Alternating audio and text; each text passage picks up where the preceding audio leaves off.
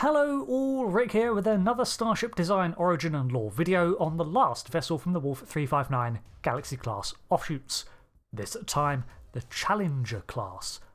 As this vessel was created without any lore or place in the fleet at all the information derived is retroactively inserted into the vessel's history using its design as the basis and inspiration, starting with its real-world origin.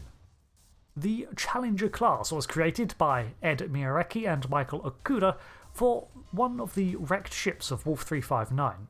As another kitbash, the ship was essentially a grab bag of spare Galaxy-class parts and model parts from elsewhere. One thing when looking into the histories of these designs is that they were often created without much thought, with the foreknowledge that they were going to be messed up for the show anyway. Because of this, recollections around the creation of such ships are often hazy, and it falls to others to delve into the near archaeology to piece it together. Again, I want to shout out the website X*Scientia, which has a fascinating article collating much of this knowledge.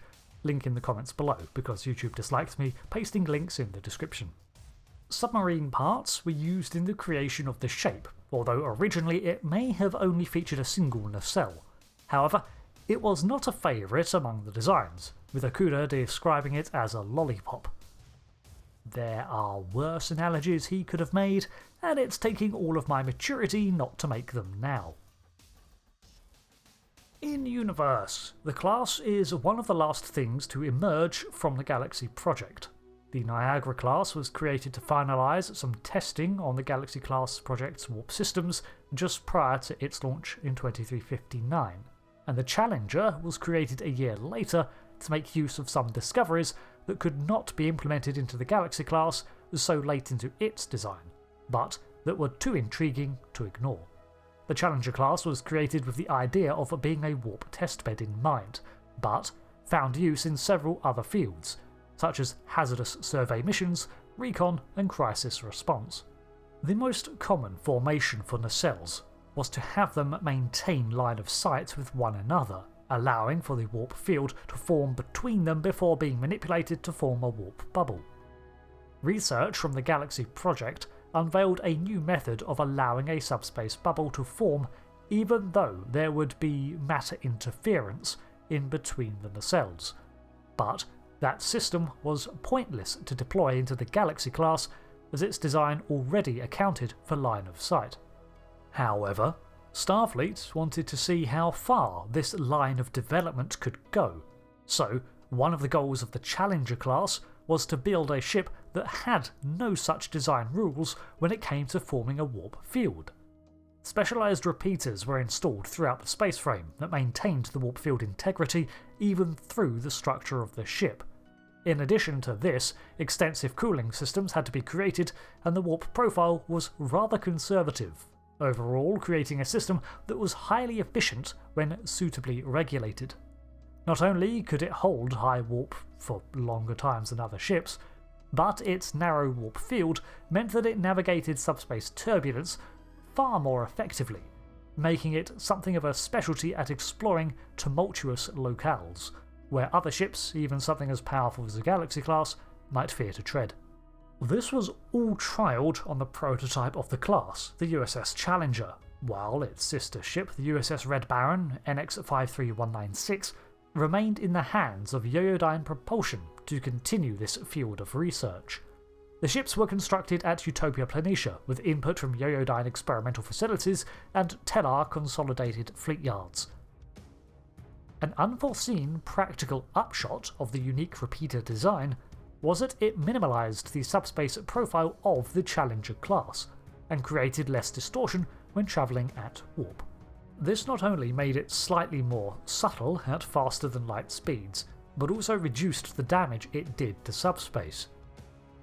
When the discovery was made in 2370, Starfleet began an earnest review of all its warp systems, and found that surprisingly the Challenger was one of the more environmentally friendly designs.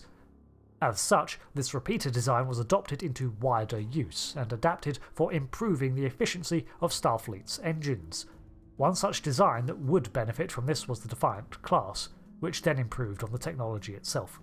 In 2380, the Challenger class was to be overhauled with the newer repeaters, as improved upon in the Defiant vessels, and coupled with general advancements in warp design that would have seen the class outfit with Sovereign-style nacelles. However, it's unclear if this refit went through, considering the major shift in priorities that Starfleet underwent when it changed the direction of its shipyards to aiding the Romulan evacuation a few years later. During the Dominion War, the Challenger class was often outfitted with subspace jammers to disrupt enemy communications, even more effective in locations where subspace interference was already high because the Challenger could run unimpeded through such knotted weather. This lower profile also made them a choice for Starfleet intelligence missions, although there were more suitable ships. The ship was 390 metres long, which made it about 228 metres wide and around 107 metres tall. It had a crew of 300 personnel. In terms of warp drive, as mentioned, it was a pretty unique design that went on to inspire newer technologies and had a cruise speed of around warp 6, while a theoretical maximum of warp 9.6 towards the end of its service, while it could only cruise at warp 9.2 for over 12 hours thanks to the aforementioned extensive cooling systems.